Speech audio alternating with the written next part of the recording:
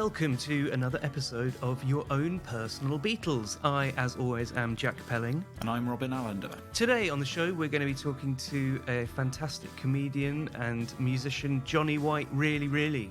And it's a bit of a different one from the last couple of episodes that we do go down a few sort of rabbit holes, and there's lots of great chat in there that's, quite tangential. Yeah. And of course, lots of Beatles stuff in there too. Yeah, it's a good chat. I think tangential is becoming the buzzword for the podcast. I think, it's fair to say that this could be our magical mystery tour moment. You know, fans have been following us, and then they're like, "What are they doing on Christmas Day?" Yeah.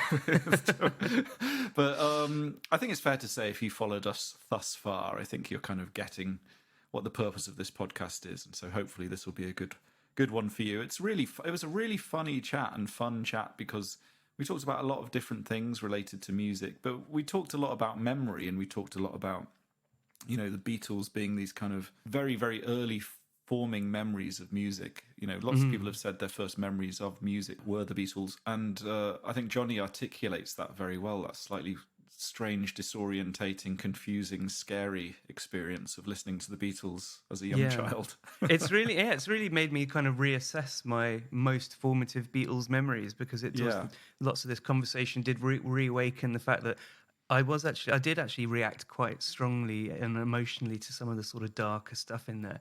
So it's really interesting, and it's one we recorded it quite a while ago in lockdown. And it's really been sort of swimming around in my head ever since. And it's also, I think, the most that I've laughed doing one. So there's some really funny stuff in there as well. Lots of chat about Steve Albini for some reason. I suppose because we were talking about the production side of things quite a bit. So yeah, some Steve Albini chat. There's some really good controversial Beatles opinions, some of my favourite ones so far. There's some great tangential quotes from sort of Cormac McCarthy books, and Frankenstein makes an appearance at the end. Yeah, gets a mention, yeah.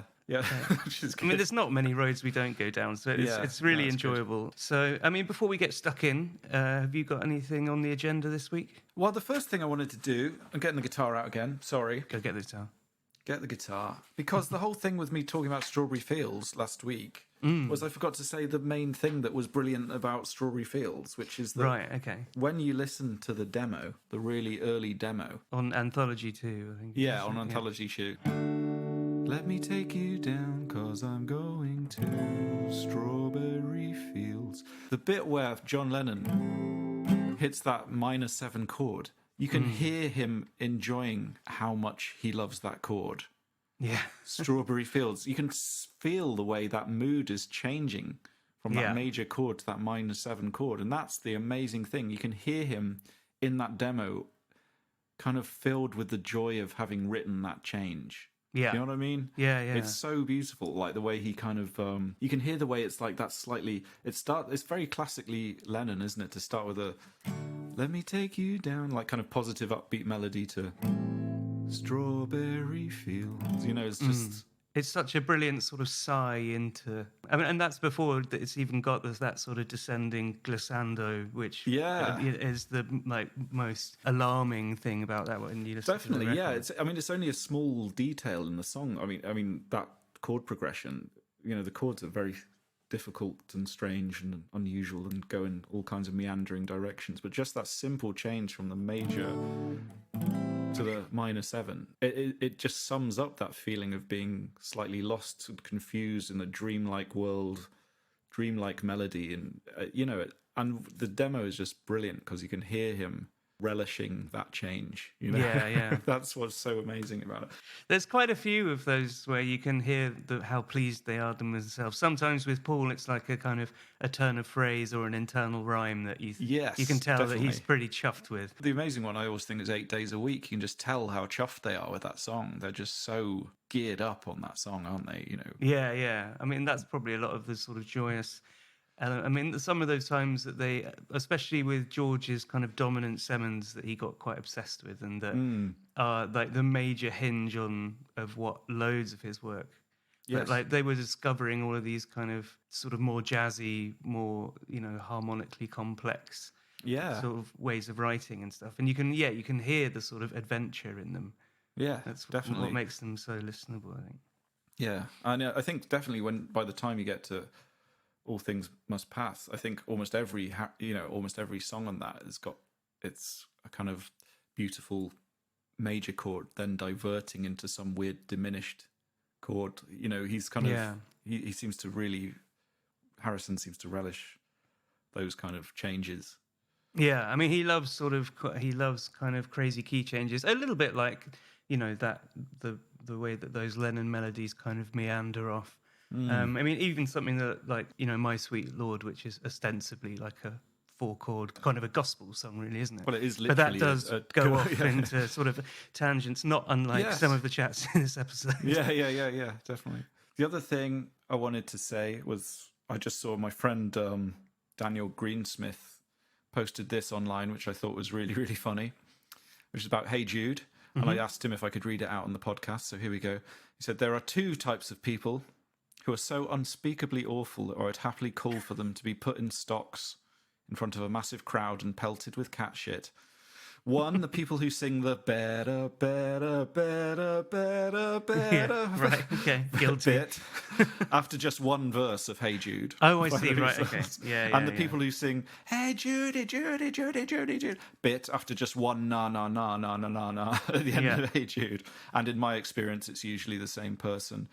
I just thought that really made me laugh. It's brilliant. It's like kind of slightly showing off that the bit that's coming kind of thing. Yeah, and also just have a bit of patience. Like, it's coming. Singing along to the ad-libs. It really wouldn't work if it was on every single verse. I enjoyed that. It's a very, very good observation. I was going to read a really nice review we got, which is cannot fault this podcast at all. It's perfect for any level Beatle fan, and the guests are superb. Really, really enjoying it. So thank you, Brain Penis, for that one on Apple Podcasts. What a great pseudonym. Yeah, Brain Penis. I mean, you'd have thought the other way around would probably be a more, conventional Penis Brain. moniker. Oh, God. Do you think it's a sarcastic review? I don't think so, no. Okay. I hope so. You never know. But, as long as it's 5-star, it all counts towards the total score. So very pleased with that. And, thank you so much for the people who have left reviews and things. It's very kind of you, and it does help other people find the podcast. So if you do listen on Apple Podcasts or Acast or any other app on which there's a kind of metric of quality, then do give us whatever the top denomination of the score is. It is really helpful, and I know it's horrible to harp on about it, but it does help us find new listeners, so it's all good. Cool. And you can keep in touch with us on social media and by getting in touch by email, like some of these lovely people coming up, but we're on social media at Personal Beatles on Twitter and Instagram and Facebook and all of that. And if you want to email the show, you can go to personalbeatles.com/contact, or you can email me at jack@homespunsounds.com. And I got a couple of ones that particularly I thought was interesting that arrived in the mailbox from last night, from all the way from Australia. Whoa. So there you go. It's from Gareth Libbert. I hope I'm pronouncing that right. And he has contacted us about sort of food-related Beatles email, and says, I have a suggestion for a topic you two could delve into on your show. The Beatles' diets. It may give us some insight into why their hair grew so fast. So good callback to episode 1 there. Yeah. My friend Holly also mentioned this as well, that the kind of hair growth might have been... the diet might have been a factor in the rapid hair growth of 68. Yeah, I mean, it's still a kind of unsolved phenomena. Yeah. And he says, I know George loved his chocolate digestives in the studio, and Yoko once stole some when he left. And John loved his chocolate Olivers, but I would love to know what they preferred to eat for breakfast, lunch, and dinner, and all the snacks in between. I don't know if that's like asking for our expertise there, or if it's just a sort of hypothetical. Well, Ringo famously, Ringo brought a suitcase of Heinz beans to Rishikesh, didn't he? I think so, yeah, that's true, yeah. Yeah, and his hair didn't grow as much. Anyway, and then he lists, a very generous amount of Beatles songs as kind of food puns. Oh, food puns, okay. So we've just read out some of them. Happiness is a warm bun, Norwegian wood-fired pizza, let it bean, please feed me, I want to hold your ham. And then there's probably about 20 or 30 more. Lovely. Which I won't read out all of them, but if you've got if you know any sort of Beatles eating habit Yeah. factoids, I mean, I'm just trying to think of more now.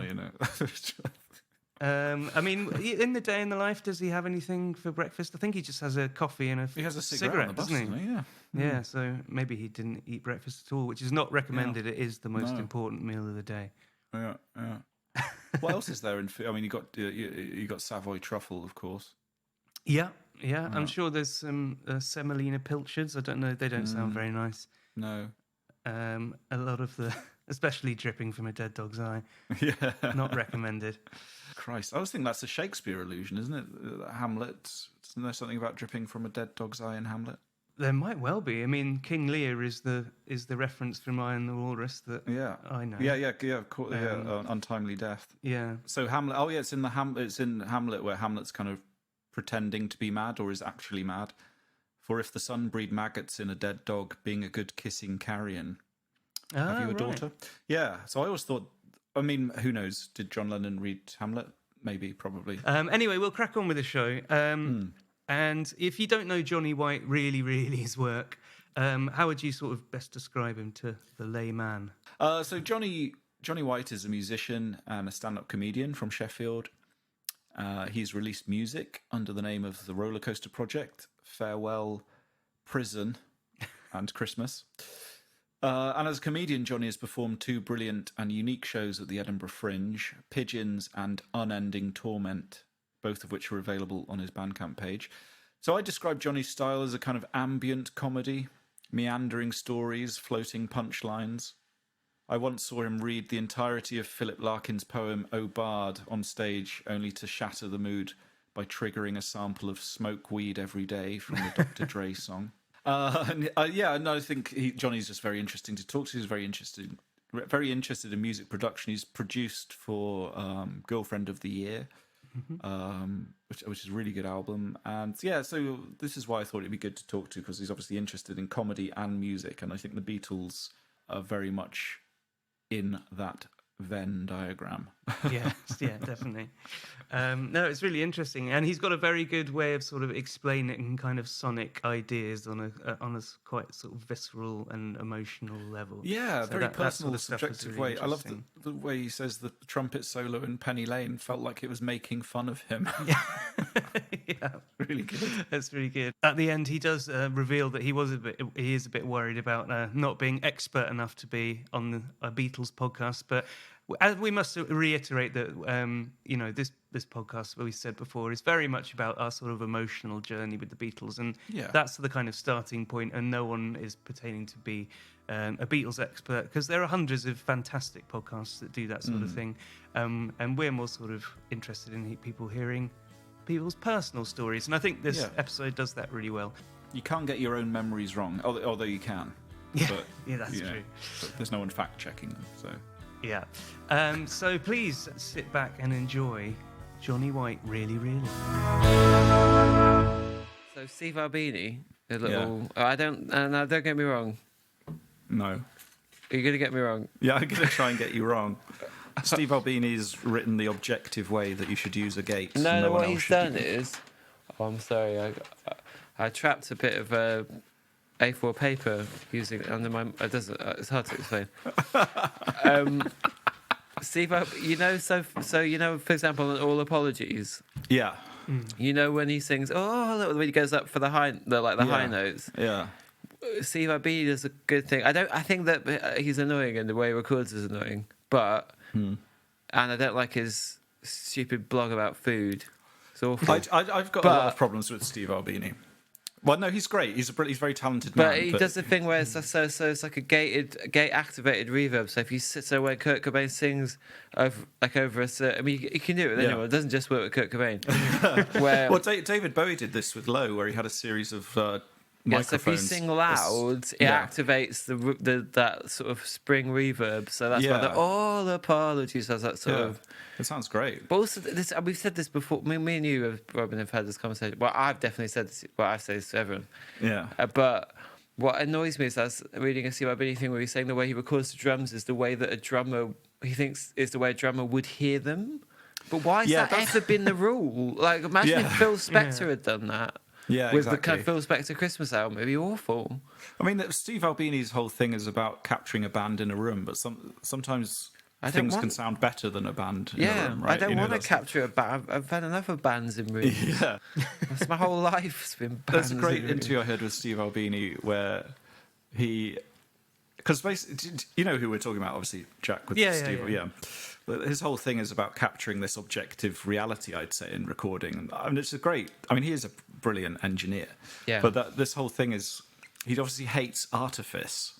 You know, and I once heard this interview with him where someone asked him if he liked Breaking Bad, and he said no because he didn't like actors. Because they're pretending to be people what they're it not. is, I think, it's like a sort of... It's the American indie slash alternative... Anything that's sprung out of hardcore, which is sort of like the incel boys with incel boy weird morality rules about stuff, which they leaked into technology. So this idea of reverb being immoral. Yeah, there are almost ethical judgments around which it, is aren't there? absolutely bizarre. And like the thing where he's like, that people always share that letter he wrote to Nirvana where he said he couldn't sleep at night if he took like percentage points on the album. It's like, well, that's just your... that's fine, but like you also don't worry if you do that. Like, but it's like judging people on a moral standard that you have just created arbitrarily. That thing about I really like with Heart Shaped Box, where I think was Heart Shaped Box the one where they had to remix it to make it slightly more radio friendly. Yeah, had the vocals a bit higher in the mix, and Steve Albini said, I don't understand it. I did everything I could to make it sound as good as possible. I'm just forgetting that good as possible is an entirely subjective thing. You know, it's not, he isn't God. He hasn't decided that this is objectively good as it can get. And that guy Scott Little, whatever he's called. Anyway, so this is this about Steve Albini? It's quite a nice... Let's try and introduce you a bit. Okay. I think we could include some of the Albini chat. Yeah, welcome to your own personal Albini. Yeah. Jack Belling and Robin Anderson. Well, yeah, so welcome, Johnny White. Hi, Johnny White, really. Yeah, burst forth. What do the Beatles mean to you, and what's your first when I was memory of 5, I got a guitar, and the first thing I played was Wild Thing on one string on it, Nice. which is just it's 1, 4, and 5 were the chords. If you play it in any key, and I got a record which was this unofficial Beatles. It was like Beatles rock and roll. This has come up a lot, hasn't it? That's It was come a up a few really times, naff cover. Yeah, 1977 compilation. My nana had that on tape. Yeah. And I remember my mum saying, I remember my mum saying that the cover was a touched-up photograph, and finding just that phrase really weird in my head for years. But it's not. It's a cartoon, isn't it? It's like a painted. It's a painting. Right. Well, the one I had was like. I'll see if I could. I've got it here, I think. Let's see if it's the one. Because if it's the one, I'm going to. I remember it kind of had a yellow frame round. You'll have a yellow frame if you're not careful.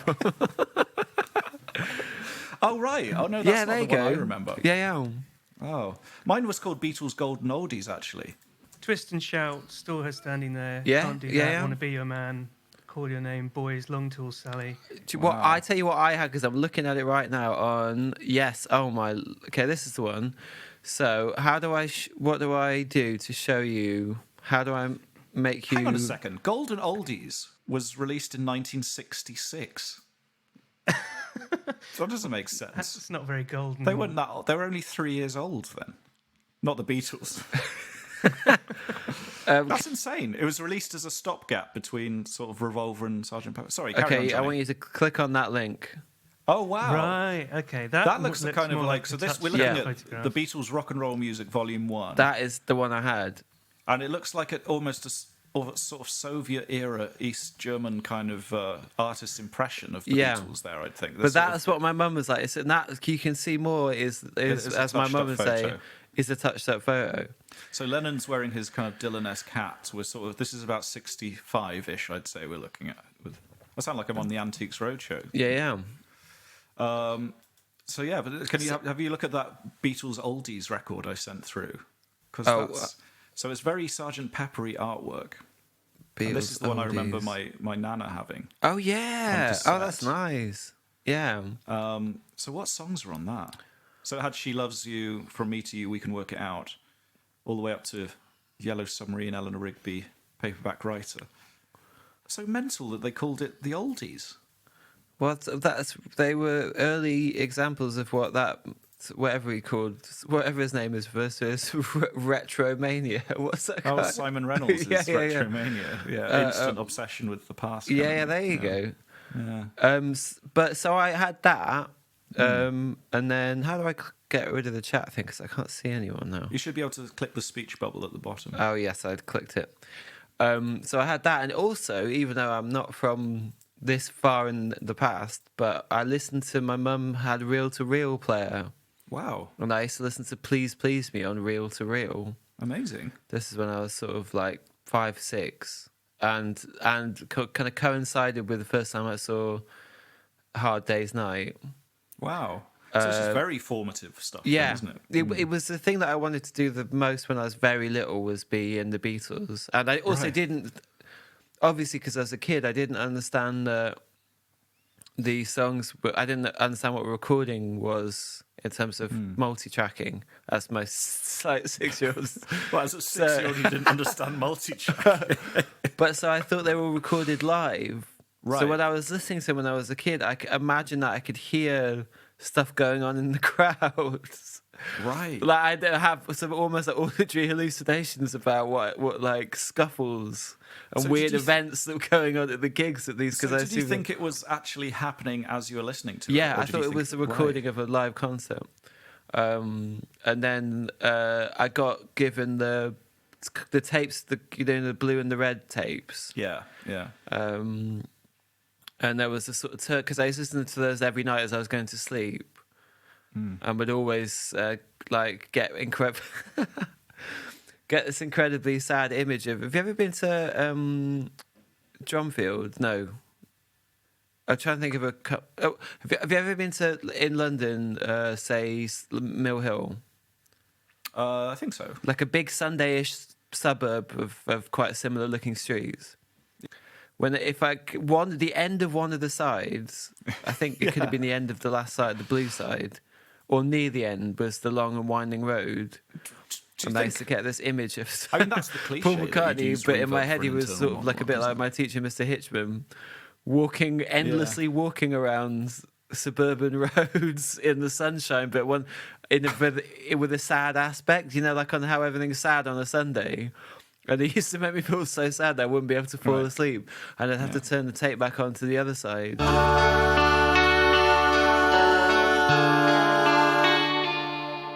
Yeah, did you ever listen to tapes falling asleep, Jack? Did you ever?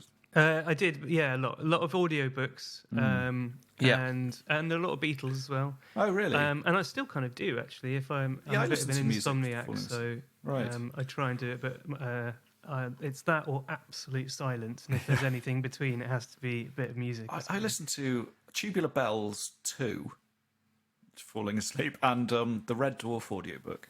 And I thought you could say the Red Dwarf theme. soundtrack. really loud. And Victoria Wood, as seen on TV. We used to listen to that every night falling asleep. Well, I've always listened to story tapes. There was a turning point with so there was a point where I was listening to I used to read the Faraway Tree books and listen to the Beatles until I fell asleep. And then there became a turning point, and it was on Christmas Eve when I realised I didn't want to listen to the Beatles anymore because I had to listen to Just Speech because there was this is a strange admission, but there was too much scope with music to drift into my own thoughts, and I needed to be distracted from my thoughts in order to feel comfortable enough to sleep. So I remember there being a point where I was like, and that must have been when I was sort of 8, and since then I've never gone to sleep to music because it's just too much my information. My mind wanders too much, and then so I need it to be something that will actually distract me. So someone's speaking. Yeah, I find. So then it was story tapes, and then there was the Storyteller series, which were these ones you got. I think they gave them away with the front of some magazine, but I had the collection of them. It's like Richard Breyer's doing a small section of Heidi. That's not all it is. And then in 2011, I bought all of them on a DVD, weirdly, off on eBay. So to see what would happen if I listened to the same stories tape that I did when I was a little kid as an adult, and and then the results have been very successful. Well, the phrases of those kind of stuff you listen to at that age really sink in. Like I remember there's a line in the Red Dwarf audiobook where they talk about a planet instigating an 8-day calendar, and that I just would find myself. That phrase would run through my head in the waking day. Instigating an 8-day calendar, and I wouldn't know Which why. one was it better than Life? It was both of them. So it was the Red Dwarf. It was the omnibus read by Chris Barry. When you started growing up and getting into more music, how did you were the Beatles still a part of your listening habits and things like that? The Beatles remained a part of my listening habits. I pretended to be ill on the day of my 11th birthday, and I was actually a bit ill, but I milked it, and it was my birthday, so and I got the White Album on CD. Wow, expensive at the time.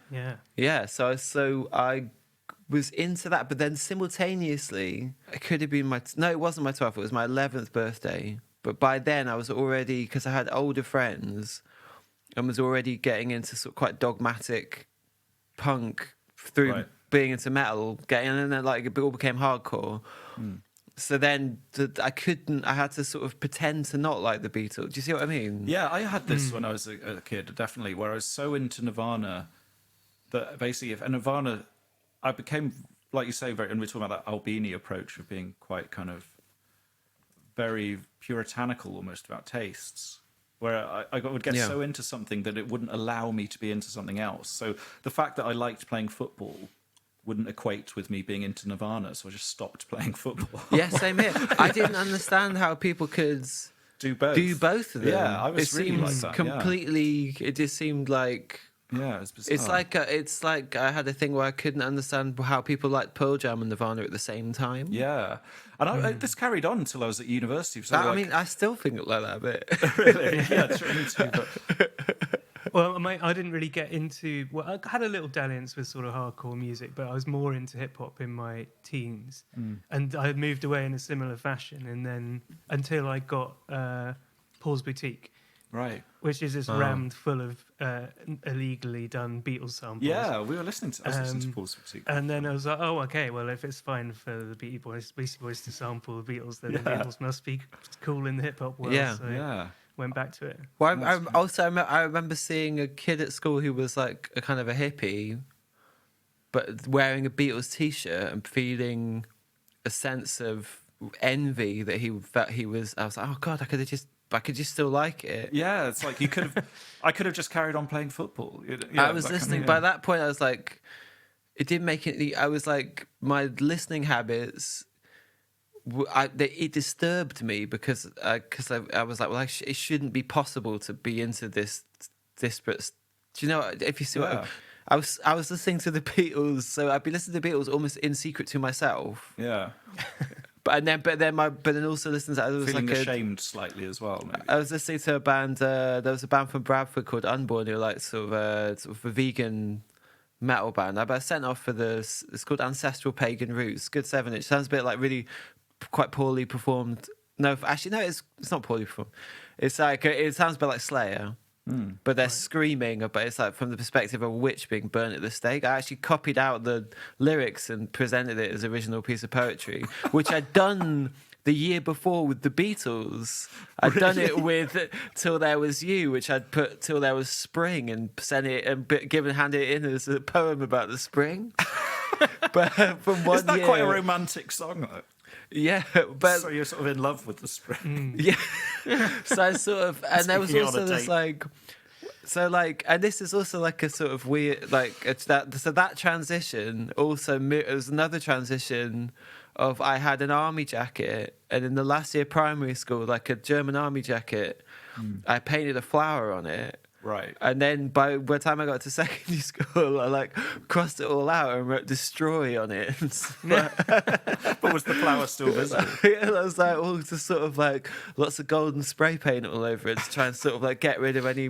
But then I still really did like it Yeah, Do you know what I mean? I remember when I went to university and I sort of had to put all my CDs out on display. I had the Blue album by Weezer, and I was sort of ashamed of it, so I hid it behind the CD shelves. And even though I really liked it, I suppose you're worried that people might come round and think it wasn't cool. It's like when I've got my potted history of my own tastes with music. Yeah, It's like it's like Napoleon writing his own, biography. It's all like I've made it like a smooth transition, which I but consider in reality, to be. Well, you mean you've edited your past? Yeah. Well, I've edited it to make because it was all I was sort of doing all of it all the time and pretending to myself and to everyone else in different groups. But this was the thing that happened. I remember this as a teenager, and I mean, they would never admit to it, but one was absolutely obsessed with being cool, really, or how cool you might appear. So these things all seem to matter like very deeply, and I think getting into Nirvana or music that felt politically charged, I suppose, not that Nirvana particularly is, but you definitely felt yourself identifying with that kind of group and what they represented, I suppose, and it made it like it really affected the way you thought about the world, I think.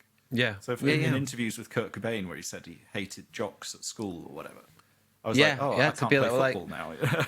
But then, because also then with punk, so by the time I got into hardcore, we decided that the Sex Pistols weren't punk because they were on a major label. Right? Yeah. So and I remember a big discussion, but having enough money to be able to get a Gang of Four album. Yeah. Being with my friend in Virgin Megastore and discussing whether we could buy it because it was on EMI and we didn't realise. Right. We're like, it's on a major label, but if we buy it together, we'll tape it.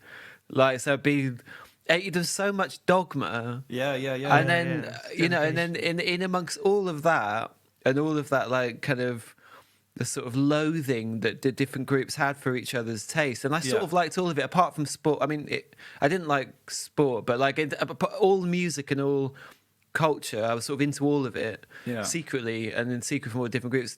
To then, the idea in those days of then being at a party and suddenly putting on the Beatles would have been completely beyond unthinkable. So so from this thing that had been the sort of beginning of me ever wanting to do music or especially be in a band or like weirdly it's from the Hard Day's Night film, just like the first song that they recorded for when they're rehearsing for the TV. I Should Have Known Better, is it? Yes. Great song. That was. I was like, from that to then being sort of a teenager and it being essentially like a sort of a secret that I kept from myself. Yeah. Which is so depressing to have done that.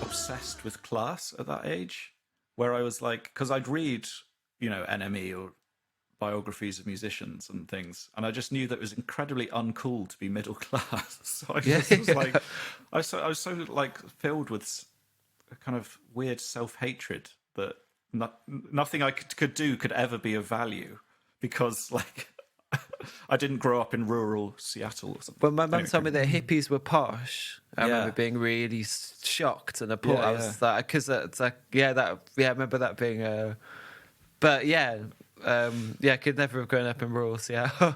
I remember reading about a thing where Green Day. Where were Green Day from? Were they Californian? California. Yeah, where they grew up in the punk club. The club where they used to play put up a sign saying Green Day would never be allowed to play here again after they signed to a major label. It's like, oh God, there was worse yet to come for those disappointed exactly. Green Day setup. But imagine just like, I mean, who cares really? The other days, I remembered years ago going to a gig in Leeds, and the Kooks, remember the Kooks? Yeah. Just when they got big were theirs, and someone that they used to know from Shropshire came up to them and said that they'd gone corporate, and one of them started crying in the back room. Because they're like old friends. I were going in there, and one of the Kooks was kind of like crying. Yeah, because he'd been told that the Kooks were corporate. But it's so. I remember as well having a band practice with the first time we got together, and it was with a couple of friends, just like 2 guitars and a bass or something. And in the first practice, we talked about whether we should sign to a major league. Like the first practice. I don't think we should. I just it's it's amazing.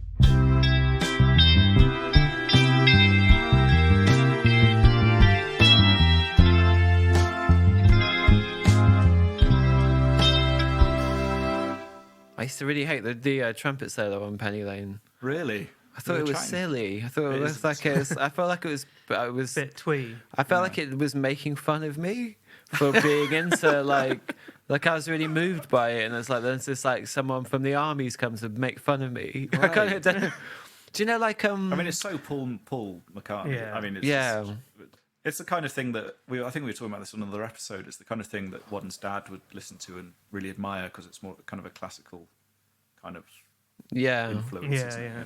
I think that was because of his childhood. I mean, his dad was a musician, and he was a child trumpet player, I think, which is why he wanted that particular sound.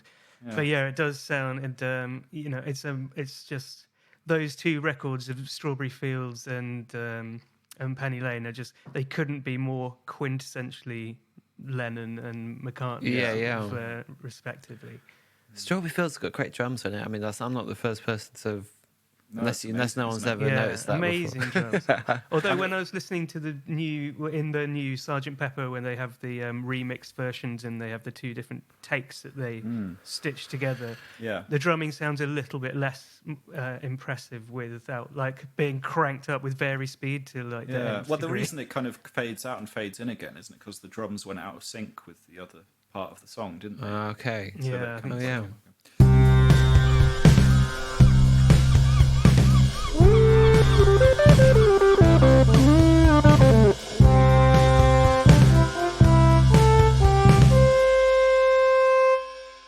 Well, talking about the sort of production side, when you mentioned that you thought that the Beatles were actually playing live out of your stereo when you were younger. Well, I thought I could hear at the end of Hey Jude a bouncer throwing someone off the stage. I used to imagine these huge things that were always quite scary. Like I used to imagine there being a lot of like violence that I could sort of overhear. Very weird. When did I first did you first understand the idea of it being produced by lots of men in white coats in Abbey Road? Because my uncle, who's also called Johnny, just as I am, in very much the same manner as I am.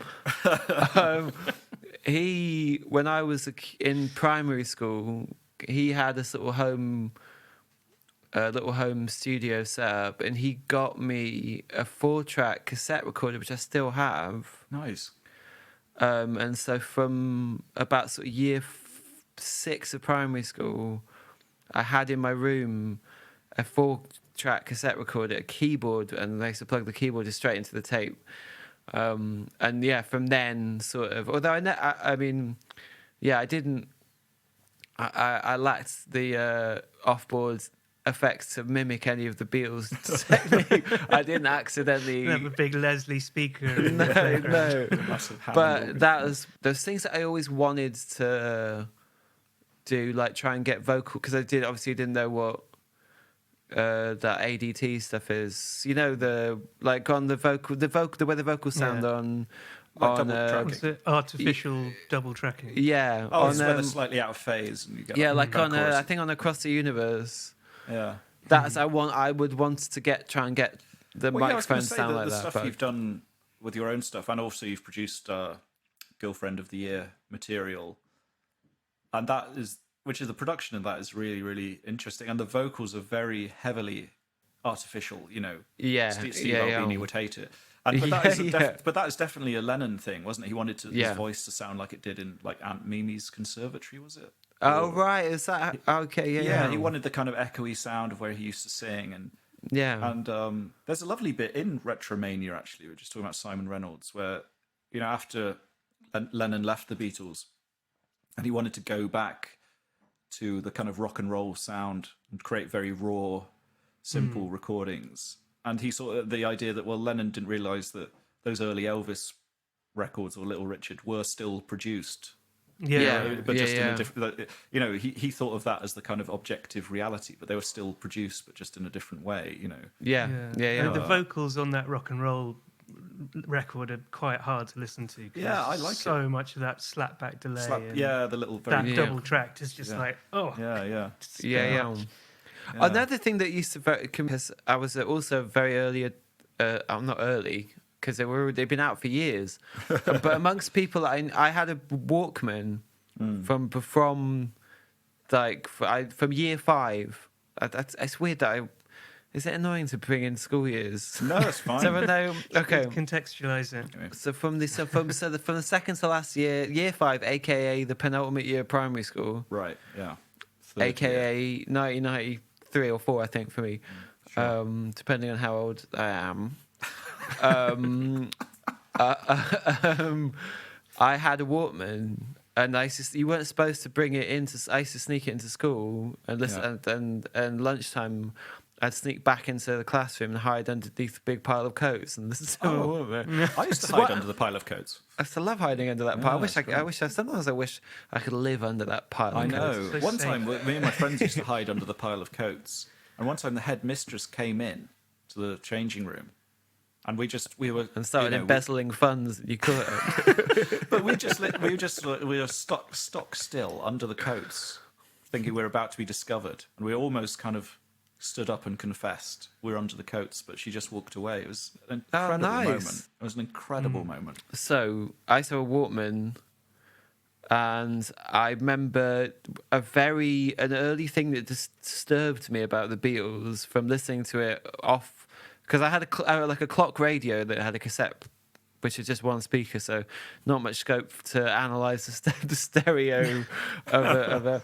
But listening to it on my headphones, that mad thing of panning the drums all the way. Oh yeah, the hard panning. I still think is I think it's a sickening thing to do. Well, it's not actually something the Beatles would have signed off, is it? They signed off the mono mixes. Yeah, and then it would have gone to someone else to. Well, they should have been. Well, then they should have been. Yeah, they should have sacked Abbey Road. Yeah. What song was that on? It's on loads. It's on Penny. I think it's on Penny Lane. It's on loads of that era, where the drums are all on what if you listen to it on headphone. Yeah. Oh, I see what you mean. The drums, so doesn't pan from one ear round. Or to the other. it's not drums should be the voices and basses. Yeah, on one side. Sure. So often I'd be listening to one because I'd be sneaking around with my headphones with the wire at my sleeve. I'd often be doing that one ear thing. So I'd get a bit of harmony and bass. And I think I can feel myself being still angry about that. But lots of Beatles fans say that the mono mixes are the. Well, I just want to see stereo mixes, but with the drums in the middle. Yeah, you should listen to the remasters. The remasters are superb for that. Did they do that? Yeah. Okay, well then they took my advice, but several years late. Yeah. I wish they'd seen sense. But I suppose they weren't really thinking. People didn't really listen to music on headphones, did they? Stereo was such a new thing that it was the whole idea of it was that it would be impressive to have the drums on one speaker and the voice on the other, because it would be the first time people would have a set of. I don't really know. I've always because I don't even have monitors. I don't have monitors to do music. I do all. You mix on headphones. Yeah, I do quite a lot of mixing. I've got tinnitus as a result. Oh, really? Well, Steve Albini would probably despise you for mixing. He would despise me, and rightly so. Yeah. But no. So anyway, so. I think the only time that they ever recorded specifically the drums were properly mic'd up for stereo was in the end. Is it really? Yeah. So it was a bit like, come on, you've done. You might as well have just not either done it earlier or not bothered. But that is interesting, isn't it? Because what makes Pet Sounds such an amazing record sonically is the mix, isn't it? Which is a mono mix, and it's just beautifully layered. You've just got this one channel, and it's just, if you need to hear something, it needs to be on top of something else. So there's this just lovely. Have you seen that clip in the George Martin documentary where he goes over to see Brian Wilson? And he's like, so I thought we'd go and have a look at the old original 4-track. And he's sort of playing around with the faders, sort of describing all of the individual parts or whatever. And then he just sort of, out of force of habit, makes his own kind of mix out of it. And you just see Brian Wilson's face drop. Really? And he's like, what's wrong? And he's basically like, you've just done a better mix. You've just made a better mix of God only knows. Like, what I did, and I'm really annoyed. Brian Wilson was so self-deprecating, wasn't he? He was just completely crippled by self-doubt, wasn't he? So I had a good, I can't remember what it was. There was like a coterie of videos that I would watch that were it's like half an episode of If I Got News For You and a bit of Top of the Pops. Like, there's stuff, and there's one that was like a bit of a documentary about the Beatles, and I remember at the time realising that, there's a bit about Lucy in the Sky with Diamonds where George Martin's like was recounting that people had told him that it was about drugs. And he was like, utter rubbish. Even then, I knew the boys smoked pot, and they equally knew I disapproved. He does seem like a nice man. Do you think he did know, and he was just saying that as a sort of, just a sort of, like, kind of? Do you know what I mean? Do you think? Well, the whole thing was so new, wasn't it? Like, I guess he wouldn't know. But do you think by now? But not by now, because by now. Yeah. Do you think by then he knew, but he was still? He just didn't want to rat him out. Still. But they always maintained that song had nothing. I mean, it was obviously influenced by the effects of it. Yeah, it was one of Julian's pictures or whatever. But that seems ridiculous that it would be. I mean, it's a big coincidence. Even if he was taking LSD every day, like at the time, and the song is just so almost like a cliche of an acid kind of vision. And it's just something where even if he had done the picture and it was called Lucy in the Sky with Diamonds, it seems it's. Like the idea that he wouldn't have noticed that it's spelled LSD, and that wouldn't have been. It's like a weird.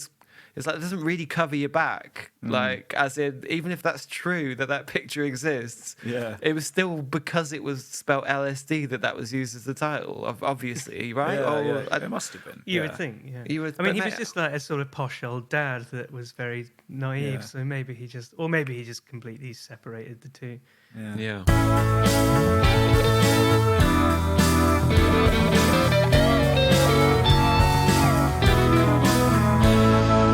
There's one thing I really dislike about Sgt. Pepper is the way it feels like they were, the real swats in school at that stage, and that it feels like a school project done by.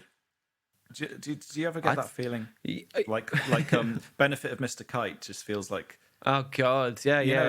It's crap. That isn't lame. It? What? No, it's not. It's not. But do you know what I mean? It feels like they're the head what boys, do you mean? like in a school kind of that they've kind of. It's just a bit too. There's something almost academic. They about tried too hard. Yeah, they tried to. They should have tried less hard. Well, that's why you like the White Album, because the White Album is just a mess of people on drugs that hate each other. Yeah. No, but I mean, I love Sgt. Pepper, but things I don't like about it, where it almost seems like it's a kind of academic exercise. So Lucy in the Sky is an example where it's like, it's so like a kind of, it's too pitch perfect of an acid trip kind of thing. Does that make sense? Yeah, I mean, I don't like it when they say, "And tonight, Mr. Kite is topping the bill." It's like, great. Why are you landing on that? I don't care what he does. I like the way he says I don't know if it's deliberate, but he says Somerset instead of somersault, doesn't he? Yeah. Yeah, which is nice. Of course, Henry the Horse Dances the Waltz is one of the great internal rhymes of. Of course, Henry the Horse. Yeah, that is good. Do you want to guess? Is this fun? Do you want to guess what my favourite song of Sgt. Pepper's is? Is that a fun game? Yeah, it is. Is it Fixing a Hole? No. Is it She's Leaving Home? It is. It's an amazing song. Oh, damn! I was hoping that would be. I can't remember who it was who said it, but it might have been like Margaret. Was it me? Drabble. But it was It my might have been favourite you, song. just then. I think it might have been Margaret Drabble said how amazing it was to hear a song with the word clutching in it. Clutching Yeah, a yeah. handkerchief, you know. So That used to give me a very powerful. I think probably around that time, it mixed up in my mental image of Adrian Mole, where Adrian Mole lived. So I had an image of his house, which it doesn't mean anything because that's also just my image in my head. Yeah. But I could really picture the seat that and I listened to that. She's Leaving Home. I listened to. It's very evocative, isn't it? I yeah, definitely had an listen to image it. in my head of the house and Yeah. the mother and the father, you know. Yeah. I think it's great, and the bye-bye. That's at the kind end, of why I think guessed it as because you obviously had a very kind of cerebral reaction to those soundscapes and stuff in the same way that I did, and that's the one that I remember first, and also it is my favourite track of that record. Oh, nice. But Good, I good. think if you grow up as definitely as a kid, it was like, you know, this is a new type of thing. Yeah, You know, yeah. it's storytelling, and I Yeah. remember listening to it really loud, and my parents' little record player that used to have down, and my dad, I played it about 4 times in a row, and then I wanted to record it on my tape thing. I had a little recorder thing with a little microphone, and I was going to take it back to school with me because I obviously couldn't carry the music around. And then it's just got at the end, my dad going, "Will you shut those fucking scousers up?" That's great. So that probably still on that tape somewhere. That's amazing. So one of the questions that we ask everyone on the Okay. podcast, Johnny, is do you have a controversial Beatles opinion? I mean, also this isn't even controversial it at all. I hate it when people who don't know what they're talking about say that Ringo Starr's not good at playing the drums. I mean, Yeah, that's kind of like... That hasn't I come mean, up yet. I would have thought that would be a There's common so much one. kind of... It's one of those things where there's It's so many... boring and lazy. Yeah. People who say that should have their human rights taken away from them. Don't put that in a movie. But no, I don't really think that. But I think they should at least be given a a Extended fine, sentence. a £2,000 fine. It's an interesting thing because you're basically saying either I'm very stupid or I don't know what good drumming sounds like. So you've either heard it and you've decided it's not good drumming, in which case you're objectively wrong, or you're just saying someone else's opinion because you've heard it somewhere. Well, for me, it makes comes from recycling that the- misquote of the John Lennon and Ringo not being the fourth best drummer in the band, which he never actually said. And also, it's like, Paul McCartney is a better drummer than Ringo, though. Also. I don't know, man, because I don't really like. He plays drums on While My Guitar Gently Weeps, doesn't he? Dear Paul Prudence. McCartney does. And I think I don't think that sounds good. Anyway, Wow. but do you know in Blood Meridian, Cormac McCarthy? Yeah. There's This a is a hell line of a where tangent. there's a bit where the kid near the beginning meets some old prospector. I can't really remember the ins and outs of it. He stays in a tent with them overnight, and in the night he wakes up and the guy's like laying over him. Anyway, that doesn't come up in it. But he says to something like, "What kind of a world is this?" to the prospector about the state of reality, and the prospector said, "What world does a man know which suits him better?" And that when people say about Ringo Starr, it's like, what, you think there's a better version of the Beatles? Yeah, that's true. Do you know that could have happened? Like they would have been. No, if only he'd been better at it would have been. It was like would have been different. Then so what are you talking about? Like Yeah, I think Like- the thing that it just stems from, doesn't it? Like when they were around, and Ringo was just the played the fool, didn't he? And he was the kind of the clown of the band. So I think the reputation that he was a bad drummer stemmed from the fact that he was just the kind of clown of the group for whatever reason. And it's kind of a daft thing to say. But now, you only because he's need to clearly listen so to good. like those first records that they ever played with him compared to the Pete Best ones. He was a sort of serviceable but unremarkable Yeah. drummer. Yeah. There is something in the way that he pushed them along, and his like it's just such idiosyncratic Yeah, drumming. definitely. He's Yeah. so rhythmically like free that it allowed the band to work. And at the end of why, if anyone, it's impossible to answer the question why are the Beatles so good. If there is an answer, it's because they're an amazing band that played Yeah. together, unlike anyone ever. yeah, And he was at least 25% of that. So Yeah. yeah, you can't really remove him from the equation. I don't like Paul McCartney's violin bass. No, I always said that. I think it our looks first looks episode. stupid. I think that Wilfred Bramble's really good in Hard Day's Night. He is. He's brilliant. I'd rather kill myself than make a point about anything. But like, think about where they are. You know, the guy in the train carriage at the beginning. Yeah. And he's like, I fought the war for your swords. And Ringo's like, I bet you're sorry you won. Imagine Yeah. someone being about the Second World War about now. That's horrible, isn't Yeah, it? yeah. But like, now it's like, you know, all this world of poppies or whatever. I know that was, Yeah. do you know? But I know that. Yeah, Do you know? Does that make any sense? If Yeah, it's like- definitely. Yeah, It's, it's definitely more precious to a generation that never fought in it to the people that actually did. yeah. It would have been that would have been quite an extremely cheeky, inappropriate remark at the time. Yeah. But now it would But be he was strictly so cheeky. He could, Yeah. that was his thing.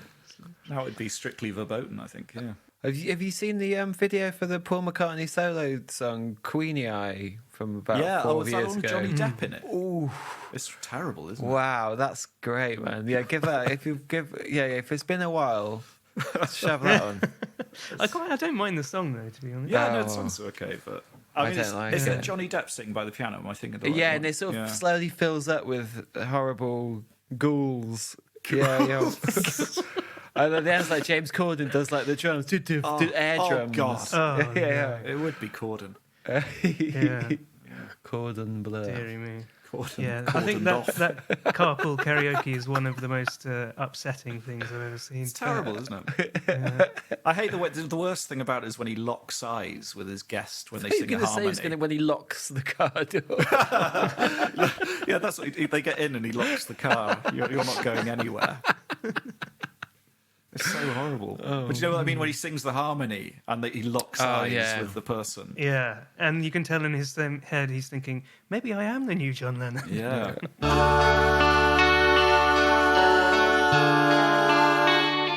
Can I make what I say now a matter of public record? Sure. Yeah, absolutely. If I was listening to this and I was a Beatles fan and I listened to, I think that person you just had on didn't know anything. Why Yeah, do you but have him it's on? not about. I know, I know. It's not a history podcast. We're not interrogating you I for know, your but knowledge. I know, but I don't want. Do you think people are going to think that I'm so stupid that I'm evil? Well, they'll know that at the quiz at the end. Oh God, okay. Is that No, there isn't really a Can I quiz. can I just repeat No, that? no. You said, well, people think you're so stupid that you're evil. I just don't want them to. No So one's gonna think you're evil. If you're listening to that and that's what you think, I already think it. So Yeah. don't think that you're not In your surprising face. me. There's a brilliant bit in Frankenstein at the end. I've been reading Frankenstein this week because I was teaching it. Can I just read you the bit at the end about Frankenstein apologizing? And it's so Yeah. funny because it sounds Yeah. exactly like it's such a shit apology.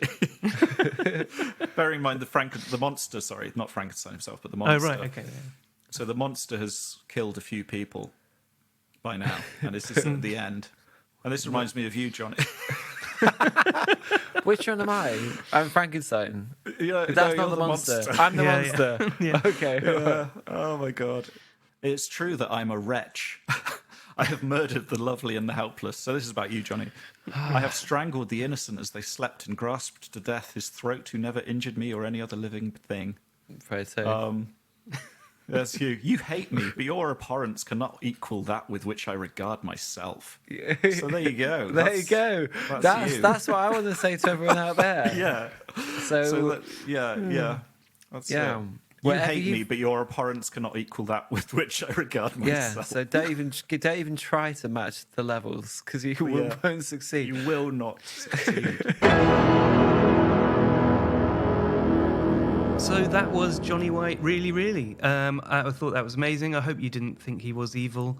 No. He's definitely not. He's a very nice man. I hope you haven't ended up in prison because of his decree that if you think Ringo is a bad drummer, you should go to prison. Is that what he said? Yeah, I completely agree. Yeah, yeah. No, it was good stuff. I mean, there was so much great stuff in that episode that we had to edit out, which was a bit of a shame, but it was quite a long one, and maybe one day we'll have some kind of vault where you can find these unedited ones. But yeah, I mean, it was really great fun. Thank you for Johnny to doing it, and we should just want to do one more plug for his podcast Lunchwatch, which is made by Hat Trick Productions and is available now and is very, very funny / weirdly relaxing.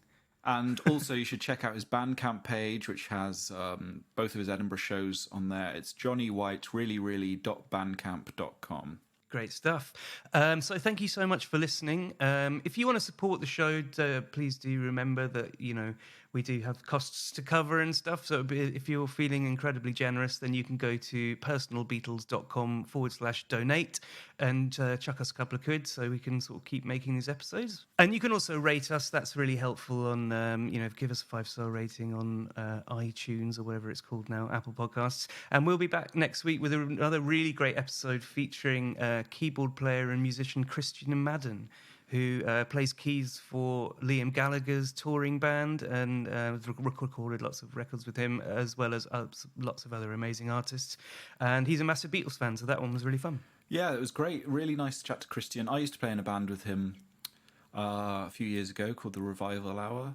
And so, I'm only 1 degree away from Liam Gallagher. So, I'm basically in Oasis. Giggsy or whatever he's called.